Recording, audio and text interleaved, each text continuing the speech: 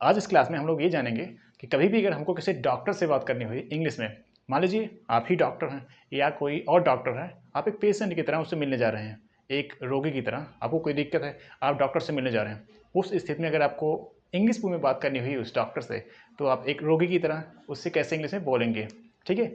या मान लीजिए आप रोगी नहीं है, तो अगर आप ही डॉक्टर बनने जा रहे हैं, तो आपको अपने रोगियों के साथ, क्योंकि कभी कभी बड़े स्मार्ट टाइप के रोगी भी आ जाते हैं, सीधा इंग्लिश में बोलते हैं, भले बीमार हों अलग की बात है, लेकिन बोलेंगे इंग्लिश में ही सीधा। तो अगर आप डॉक्टर हैं, उस स्थिति में भी आपको किस तरह के सेंटेंसेस का प्रयोग करना पड़ सकता है। अगर आपके पेशेंट्स इंग्लिश में बोल रहे हैं, उस केस में, उस स्थिति में आपको इंग्लिश में उनको समझाना पड़ेगा कि आपको कौन सी दवा किस टाइम पे लेनी है, या फिर आपको कौन कौन सी प्रॉब्लम है, सब कुछ इंग्लिश में समझाना होता है। तो आज हम लोग इसी की बात करने चल रहे हैं कि हॉस्पिटल में एक डॉक्टर और एक पेशेंट के बीच में किस तरह से इंग्लिश में बातचीत करनी होती है, ठीक है। तो अब आप दोनों में से कुछ भी हो सकते हैं। अगर आप डॉक्टर हैं तो आप डॉक्टर वाला याद कर सकते हैं, और पेशेंट है वैसे याद दोनों रहना चाहिए, क्योंकि बोलने के लिए अगर आप डॉक्टर हैं तो आप बोल सकते हैं डॉक्टर वाला, लेकिन समझ में आपको पेशेंट वाला भी आना चाहिए। अगर आप पेशेंट हैं तो आप पेशेंट वाला बोल सकते हैं, लेकिन समझ में आपको डॉक्टर वाला भी आना चाहिए। तो कुल मिला के आपको याद दोनों होना चाहिए, डॉक्टर वाला भी पेशेंट वाला भी। उसके बाद आपको जहाँ जब जैसे बोलना हो आप बोल सकते हैं, ठीक है। तो अब से अगर आपको कहीं हॉस्पिटल में जाना हो तो आप सीधा इन सब का प्रयोग करके इंग्लिश बोल सकते हैं। देखिए, शुरुआत करें। देखिए, वैसे यहाँ पे जो ए बी करके लिखा है ना, इसमें से एक डॉक्टर है और एक मरीज है। मैं बता दे रहा हूँ पहले से। नमस्ते डॉक्टर साहब। ये जो बोल रहा है ना ये पहले मरीज है, ये जो है ये मरीज है, पेशेंट है। ये गया है डॉक्टर साहब के पास, और डॉक्टर साहब कौन है? बी। मतलब बी की जगह पे कोई डॉक्टर होगा, उसका नाम होगा। और जैसे यहाँ पे ए दिया है तो ए की जगह पे किसी का नाम होगा, कोई रोगी होगा उसका नाम होगा। तो यहाँ पे जैसे डॉक्टर खन्ना है कोई, मान लीजिए, तो यहाँ पे खन्ना ही लिखा जाएगा। फिर उनका नाम, मैंने किसी का नाम नहीं लिखा है, लेकिन यहाँ पे कोई नाम होगा डॉक्टर का, तो वही डॉक्टर का नाम लिखा जाएगा। और यहाँ पे जिस आदमी को दवा लेनी है उसका नाम लिखा जाएगा यहाँ पे। और या फिर जो रोगी है ना वो इसको बोलेगा और डॉक्टर इसको बोलेंगे। तो मतलब जहाँ जहाँ पे बी लिखा है इसका मतलब वो डॉक्टर बोल रहे हैं, और जहाँ जहाँ पे ए लिखा है इसका मतलब वो रोगी बोल रहा है। तो ठीक है ना, अब समझ में आ जाएगी पूरी कहानी कैसे कैसे बोलना है आपको। देखिए शुरुआत कैसे होती है। अगर आप जा रहे हैं किसी हॉस्पिटल में किसी डॉक्टर से मिलने, so at that time what you have to speak. उस स्थिति में उस टाइम पे आपको क्या बोलना है उस डॉक्टर से। देखिए, सबसे पहली चीज़ यही बोली जाती है नॉर्मली, जब कोई भी आदमी किसी डॉक्टर से मिलता है तो क्या बोलता है सबसे पहले? नमस्ते डॉक्टर साहब, ठीक है, नमस्ते डॉक्टर साहब। बहुत कॉमन चीज़ है, इसको तो हर कोई जानता है, ठीक है। तो आप भी जानते होंगे, ऑफकोर्स आपको भी पता होगा ये। सो मरीज ने भी बोला क्या? नमस्ते डॉक्टर साहब, डॉक्टर साहब नमस्ते। सो इसको इंग्लिश में आप क्या बोलना है ये तो आपको बहुत पहले से ही पता है ना। तो देखिए, गुड मॉर्निंग डॉक्टर, डॉक्टर ये, अब इसको डॉक्टर ये यहाँ पे। So good morning doctor, good morning doctor, नमस्ते डॉक्टर साहब। आपको कहना होगा गुड मॉर्निंग डॉक्टर, इस तरह से। सो नमस्ते डॉक्टर साहब ये हो गया। ये रोगी बोल रहा है गुड मॉर्निंग डॉक्टर, मतलब नमस्ते डॉक्टर साहब, ये रोगी ने बोल दिया। अब बारी किसकी? अब डॉक्टर की। तो वो बोलेगा क्या? अब वो बोल रहा है डॉक्टर, अब डॉक्टर बोलेगा ऐसे, नमस्ते, मतलब गुड मॉर्निंग, ठीक, गुड मॉर्निंग। क्या समस्या है आपको, क्या दिक्कत है बताइए कुछ। तो इसने पहले क्या, गुड मॉर्निंग डॉक्टर, डॉक्टर साहब से नमस्ते किया, तो डॉक्टर साहब ने भी नमस्ते किया, मतलब गुड मॉर्निंग, बात खत्म। अब इसके आगे डॉक्टर साहब सवाल पूछ रहे हैं, क्या प्रॉब्लम है, क्या प्रॉब्लम है, व्हाट इज़ द प्रॉब्लम, बस। तो गुड मॉर्निंग डॉक्टर साहब ने जवाब दे दिया इसका, क्योंकि गुड मॉर्निंग उसे नमस्ते पहले किया था, तो डॉक्टर साहब ने उसका भी जवाब दे दिया गुड मॉर्निंग बोल के। उसके आगे ये और पूछ रहे हैं व्हाट इज़ द प्रॉब्लम, मतलब यही क्या समस्या है, व्हाट इज़ द प्रॉब्लम। अब बताइए, सर दर्द, पैर दर्द, कुछ और दर्द, मतलब क्या दिक्कत है आपको, बताइए उसके बारे में। तो ये क्या है, क्या समस्या है। अब दोनों में से आपको कुछ भी बोलना पड़ सकता है, आप दोनों में से क्या है आप वही जान सकते हैं, मतलब आप वही जान सकते हैं उसमें से। तो इस तरह से आप इसको बोल सकते हैं। अगर कोई ऐसे बोलता है, कोई डॉक्टर ऐसे बोले, मतलब आपको जाना है तो आप ये बोल सकते हैं, और उसके बाद डॉक्टर ऐसे जवाब देगा। और अगर आपसे, आप डॉक्टर ही हैं, कोई आपसे ऐसे बोलता है तो आप इसका जवाब ऐसे दे सकते हैं, या फिर आगे वाला सवाल आप यही पूछ सकते हैं इंग्लिश में सीधा। इंग्लिश में आगे वाला सवाल आप सीधा ही पूछ सकते हैं, क्योंकि डॉक्टर से अगर मिलने आया तो पक्का कोई दिक्कत होगी उसको, तभी तो आया है। क्या समस्या है, व्हाट इज़ द प्रॉब्लम, ठीक है, क्या समस्या। अब इसको आगे अगर बोलना होगा तो थोड़ा आगे बढ़ा के, ये कौन बोल रहा है? ये मरीज बोलेगा अब, ठीक, जिसने जिसने नमस्ते किया वही वाला। तो ये, मुझे जुकाम और बुखार है। अब डॉक्टर साहब ने पूछा है तो बताना तो पड़ेगा ना कि आपको क्या दिक्कत है। तो इसने कहा मुझे जुकाम और मुझे बुखार है। ये अगर इंग्लिश में बोलना हुआ, मैंने यहाँ पे जुकाम और बुखार लिख दिया है। हो सकता है किसी को सर दर्द, पेट दर्द और किसी को हार्ट अटैक, किसी को कुछ भी हो सकता है, तो उस स्थिति में उसको ओ बताना होगा। मैंने यहाँ पे बस यही लिखा है कि ताकि आपको याद रहे कि इस तरह से बोला जाता है ये। और बीमारियों के हिसाब से अलग अलग चीज़ें यहाँ पे प्रयोग की जा सकती हैं। ठीक है, फिलहाल मैंने 2 लिख दिया यहाँ पे, एक जुकाम और ये बुखार। ठीक, तो मुझे जुकाम और बुखार है। आई हैव, जुकाम को इंग्लिश में कोल्ड कहा जाता है और बुखार को फीवर। तो I have cold and fever, I have cold and fever, बस मुझे जुकाम और बुखार है। अब मान लीजिए किसी को जुकाम बुखार नहीं है और किसी को और मान लीजिए किसी को जुकाम बुखार नहीं है, किसी को कोई बड़ी बीमारी हो गई, मान लीजिए कैंसर है किसी को। So I have cancer, I am a patient of cancer, ये भी हो सकता है। मैं पेशेंट ऑफ कैंसर मतलब मैं कैंसर का रोगी हूँ। और अब इसी तरह कुछ भी हो सकता है। आई हैव हेडेक, मुझे सर दर्द है, या फिर आई हैव स्टमक एक, मेरे पेट में दर्द है। आई हैव हार्ट अटैक, मुझे हार्ट अटैक है, ऐसा कुछ। मतलब इस तरह से आप कुछ भी बोल सकते हैं बदल के अपने अकॉर्डिंग। आपको जो प्रॉब्लम हो, जहाँ पे दिक्कत हो, आप उस हिसाब से बता सकते हैं। ठीक है, तो मुझे जुकाम और बुखार है, मुझे जुकाम और बुखार है, ये हो गया। ये तो इस रोगी ने बताया, मतलब जो लिखा है यहाँ पे उसके हिसाब से ऐसा। तो इसलिए इंग्लिश में क्या बोलेगा फिर? I have cold and fever, मुझे जुकाम और बुखार है। ठीक है,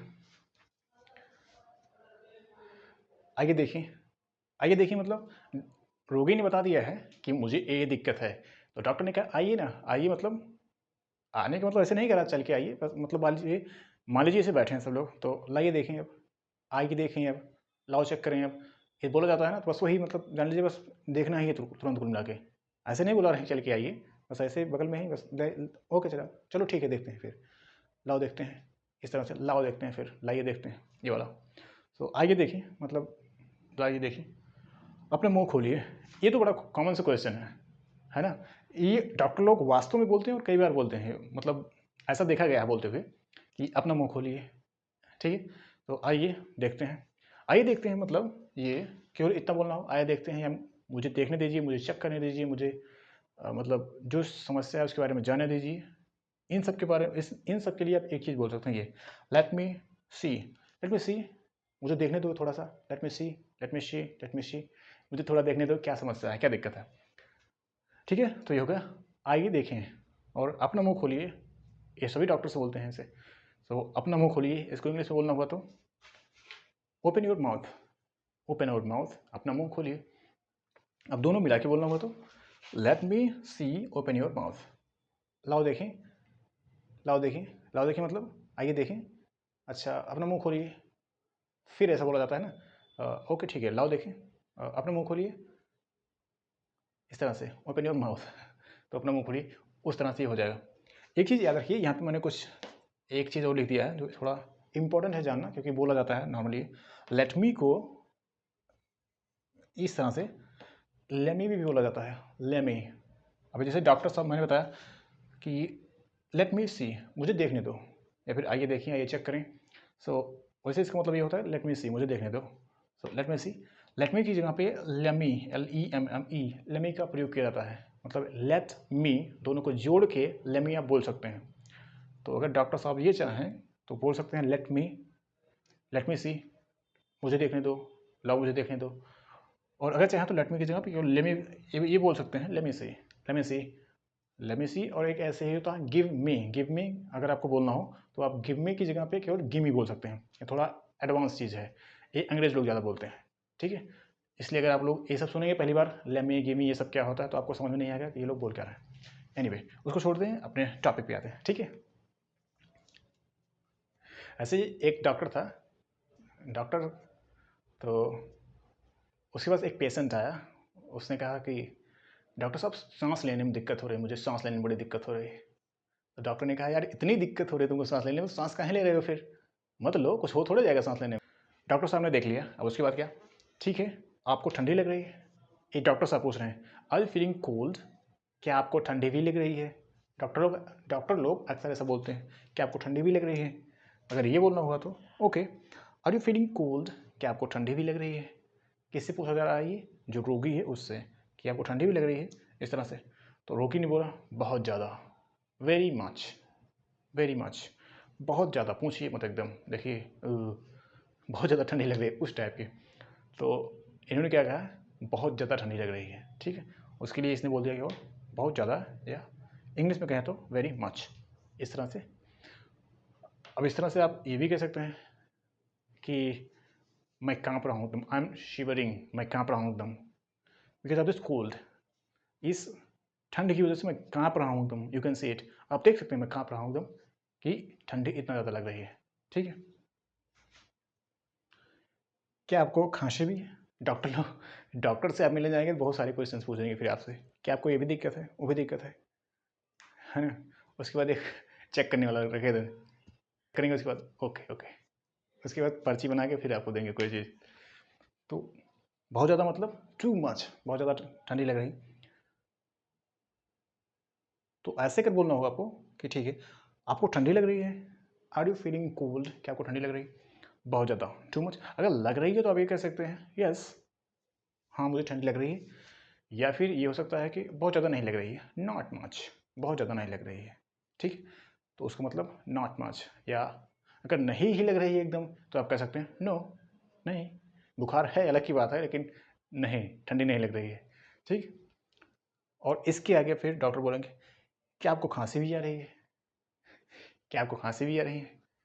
तो इसको इंग्लिश में बोलना होगा तो are you coughing, are you coughing too, are you coughing too, या फिर do you have cough too, क्या आपको खांसी भी है। अब अगर आपको ऐसा बोलना होगा कि क्या आपको खांसी आ रही है, क्या आपको खांसी भी है, क्या आप खांस भी रहे हैं, उस टाइम पे आप बोल सकते हैं ये वाला, आर यू कफिंग, क्या आपको खांसी भी आ रही है, ठीक है। इसके बाद अब जो पेशेंट है, जो रोगी है, वो बोल रहा है फिर से आगे, नहीं लेकिन मेरी सीने में थोड़ा सा दर्द है। लो, एक नई समस्या आ गई। पहले तो केवल यही था जुकाम बुखार, अब सीने में भी दर्द हो रहा है इसके।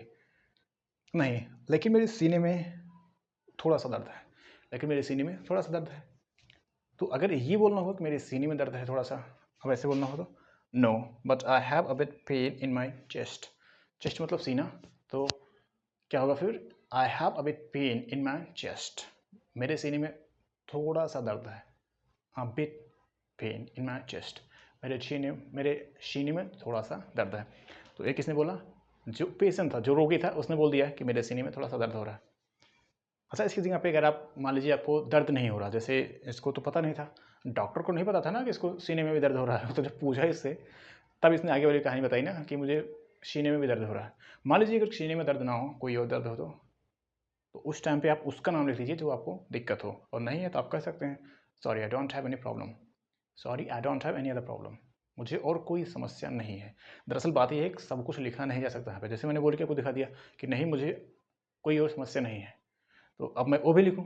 ऐसे लिखने को बहुत कुछ लिखा जा सकता है, और सब कुछ लिखना पॉसिबल नहीं है, क्योंकि बहुत सारे सेंटेंस होते हैं, बहुत सारे वाक्य बोले जाते हैं, डॉक्टर लोग बहुत कुछ बोलते हैं, पेशेंट लोग बहुत कुछ बोलते हैं। लेकिन जो इम्पोर्टेंट है मैं आपको बता दे रहा हूँ कि इसकी मदद से आप बोल सकते हैं इसको।